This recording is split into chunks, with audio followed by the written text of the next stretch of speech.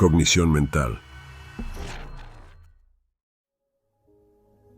Estuviste ahí todo el tiempo, apoyando, escuchando, ofreciéndote, esperando respuestas que nunca llegaban, siendo constante, siendo confiable. Y aún así, te ignoraron. Te tomaron por hecho hasta que un día te fuiste, sin avisos, sin reproches, sin explicaciones. Desapareciste. Y como si hubieras activado un hechizo, los mismos que antes te ignoraban comenzaron a necesitarte, a preguntarse: ¿dónde estás? ¿Por qué ya no apareces? ¿Y si eras más importante de lo que pensaba? Carl Jung decía: lo que niegas te somete, lo que aceptas te transforma. Pero también hay algo que Jung no dijo explícitamente. A veces, el silencio es la declaración más brutal de poder. En este video vas a descubrir cómo el desapego emocional, la escasez psicológica y el silencio estratégico no son formas de debilidad, sino armas de alto impacto. No es venganza, es elegancia. Y si alguna vez sentiste que cuanto más das, menos te valoran, este mensaje es para ti. Déjalo en los comentarios. El poder está en mi ausencia. Vamos a ver cuántos aquí ya entendieron el juego.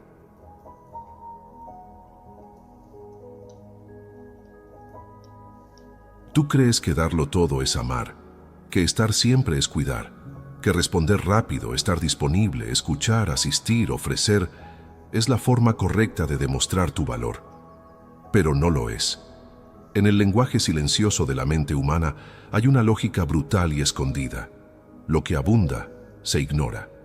Lo que siempre está se vuelve paisaje, y tú, sin darte cuenta, te convertiste en eso, en una presencia tan constante que dejó de sentirse, tan disponible que dejaste de ser elegido, porque lo que se ofrece sin pausa deja de tener misterio. Y sin misterio no hay deseo, no hay admiración, no hay memoria. Lo más cruel de este mecanismo es que no es personal, es estructural. Está en la forma en que el cerebro responde al entorno, está en cómo construimos valor a partir de lo escaso. No porque seamos ingratos, sino porque somos humanos. Cuando estás siempre, las personas no tienen que imaginarte, no tienen que extrañarte, no necesitan proyectar tu imagen en el vacío, ni construirte en su mundo interior, y si no habitan tu ausencia, nunca conocerán el peso de tu presencia. Lo que tú pensabas que era entrega, ellos lo reciben como obligación. Lo que tú ofrecías como un privilegio, ellos lo consumen como algo dado. Y mientras más das, menos vales. No porque tengas menos valor, sino porque tu valor dejó de percibirse. Porque valor no es esencia, es percepción. Aquí comienza el desgaste silencioso, la micromuerte emocional de quien se da completo. Y nadie avisa, nadie advierte, nadie te dice que estás perdiendo poder. Hasta que un día lo sientes. Cuando llegas y ya no pasa nada. Cuando hablas y ya no te escuchan. Cuando estás y ya no te buscan. Pero hay una grieta por donde la conciencia puede entrar. Un instante preciso, casi imperceptible, donde la frustración se convierte en claridad. Y entiendes, sin necesidad de que nadie lo diga, el error no fue ser bueno, fue estar siempre. Este es el primer golpe, el primer espejo, el primer quiebre, porque solo al reconocer que tu exceso te volvió invisible, podrás comenzar a usar tu ausencia como lenguaje. Y ahí, recién ahí, empieza el verdadero juego.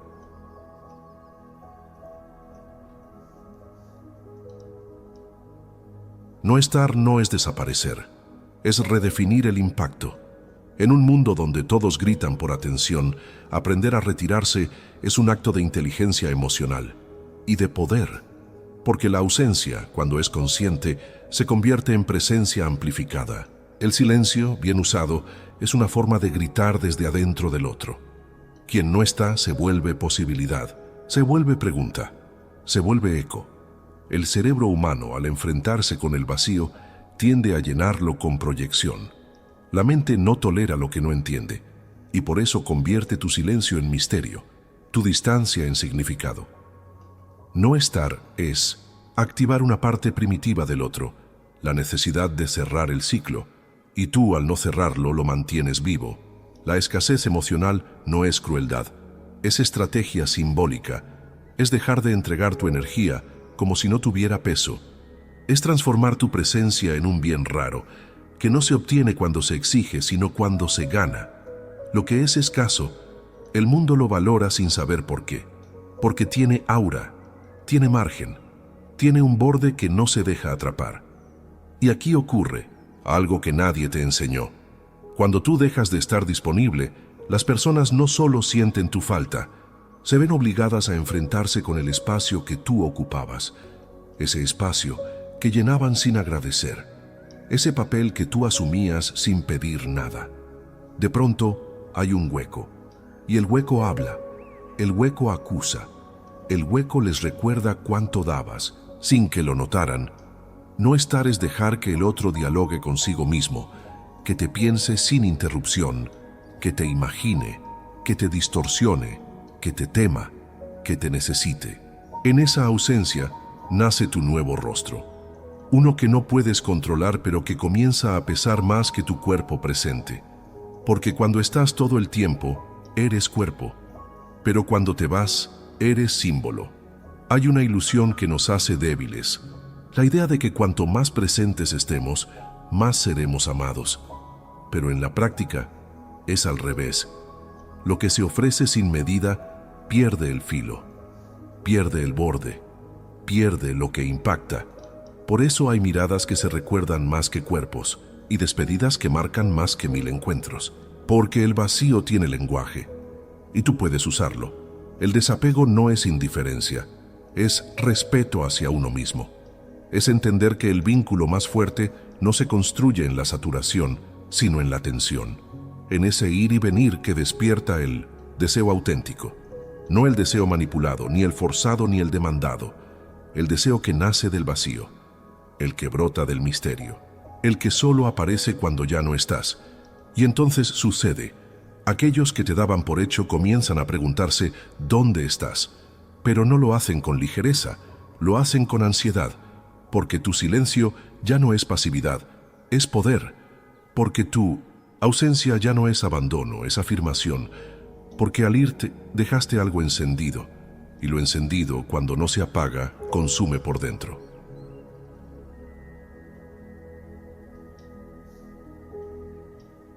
El silencio no siempre es vacío. A veces es precisión. A veces es una respuesta que el otro no está preparado para escuchar. En un mundo donde todos hablan para llenar espacios, el que calla con propósito interrumpe más fuerte. Porque el silencio incómodo, cuando es deliberado, tiene el poder de hacer pensar, incomodar, romper rutinas mentales. Y ese es su mayor valor. No en lo que dice, sino en lo que provoca. Hay una diferencia abismal entre quedarse callado por miedo y elegir el silencio como herramienta de impacto. El primero es sumisión, el segundo, dominio. Cuando eliges no responder, no reaccionar, no justificarte, estás rompiendo con el juego emocional que el otro esperaba. Estás cambiando las reglas, estás dejando que el otro se enfrente a su propio ruido sin tu interferencia. La mayoría de las personas responde al impulso, quieren aclarar todo, defenderse, asegurarse de no ser malinterpretadas, pero lo que no entienden es que esa urgencia de explicar es también una forma de debilidad percibida, porque quien se explica demasiado parece culpable y quien responde a todo demuestra que todo lo afecta. El silencio, por el contrario, proyecta una fuerza impenetrable, como si dijeras, no necesito convencerte, ya lo sabes. Utilizar el silencio como estrategia no significa desaparecer completamente. Significa aparecer solo cuando tiene sentido. Significa saber cuándo tu palabra tiene peso y cuándo solo sumaría ruido. Es elegir tus momentos. Es aprender a esperar. Es detectar cuándo tu silencio hará que el otro se acerque no por inercia, sino por necesidad. Hay algo profundamente psicológico en esto. Cuando no dices nada, el otro empieza a llenar el vacío con sus propias interpretaciones. Y ahí está el truco, porque el silencio no se queda en blanco, se llena de significados, y esos significados, aunque no los controles, suelen tener más impacto que cualquier discurso. El silencio prolongado obliga al otro a enfrentarse con sus expectativas, su culpa, su ansiedad o su desprecio, y ahí, sin decir una palabra, tú estás haciendo el movimiento más fuerte de todos. Esto no es manipulación, es autocontrol. Es entender que en ciertas relaciones tu poder no vendrá de lo que das, sino de lo que retienes, de lo que eliges no entregar, de lo que el otro espera y tú decides no ofrecer. Porque a veces, cuando uno se retira del campo de batalla, el enemigo comienza a pelear consigo mismo. Y cuanto más consciente se vuelve tu uso del silencio, más selectiva se vuelve tu energía.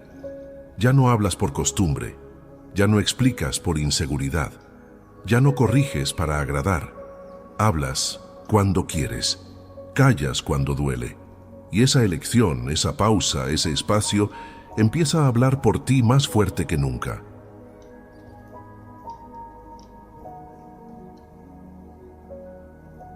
Rogar es entregarse desde la carencia. Es hablar desde un lugar donde uno ya se ha rendido en silencio.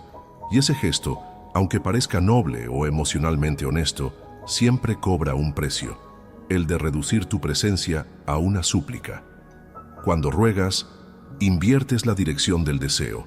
Ya no eres el centro, eres la consecuencia. Y las consecuencias, por definición, no se eligen, solo se asumen. El acto de rogar nace de una fractura, la idea inconsciente de que tu valor depende de ser aceptado por el otro, que necesitas estar donde no eres visto, que tienes que convencer, insistir, arrastrarte emocionalmente para que alguien reconozca lo que tú ya sabes. Pero cuando lo haces, cuando entregas ese último fragmento de dignidad en forma de súplica, no estás amando, estás negociando desde la escasez. Estás diciendo sin palabras, mi valor lo decides tú. El desapego no es frialdad, es madurez emocional.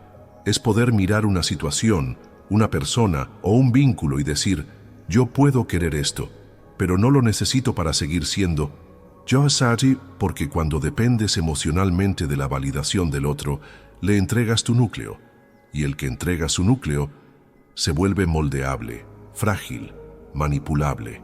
Pierde centro, pierde eje, y con el tiempo deja de reconocerse frente al espejo. Desapegarse no es dejar de sentir, es dejar de hipotecar tu paz, es dejar de insistir donde ya no hay eco, es entender que si tienes que suplicar por afecto, ya perdiste el afecto más importante, el tuyo, porque tú no estás aquí para ser tolerado, estás aquí para ser elegido con claridad. Y si no lo eres, no deberías seguir estando. El desapego es el acto de soltar, incluso cuando todavía hay deseo, porque reconoces que quedarte no te está nutriendo, te está vaciando. Muchas personas confunden amor con insistencia, como si quedarse donde no hay reciprocidad fuera una prueba de fuerza. Pero lo que no entienden es que esa insistencia, con el tiempo, erosiona su percepción de sí mismos. Se van olvidando de quiénes eran antes de rogar. Se convierten en una sombra de sí mismos, orbitando alrededor de alguien que ya no los mira. Esa insistencia destruye lentamente la autoestima, porque envía un mensaje directo al subconsciente. Mi presencia sola no es suficiente. El desapego real comienza cuando entiendes que tu valor no está en convencer, ni en demostrar, ni en permanecer. Está en elegirte, en retirarte con elegancia cuando tu energía ya no es bienvenida. Porque cuando no ruegas, envías un mensaje silencioso pero poderoso. Mi presencia es un privilegio, no una demanda. Y eso, aunque parezca simple, transforma la dinámica. Porque ya no estás suplicando amor, estás filtrando respeto. No rogar no es cerrarse al amor, es abrirse a relaciones donde no necesitas mendigar conexión. Es encontrar vínculos donde puedes estar sin perderte, donde puedes amar sin sacrificar tu paz, donde puedes dar sin destruir tu centro. Porque el amor, cuando es real, no necesita teatro, no necesita persecución, y sobre todo no necesita que te arrastres. Amar sin rogar es amar desde la abundancia. Es saber que si no te eligen libremente, no vale la pena quedarse. Y lo más importante, cuando aprendes a no rogar, dejas de temer el rechazo, porque entiendes que el rechazo del otro nunca definió tu valor, solo reveló su limitación para verte. Ahí comienza tu libertad. Ahí, justo ahí, comienza el desapego que no enfría, sino que eleva.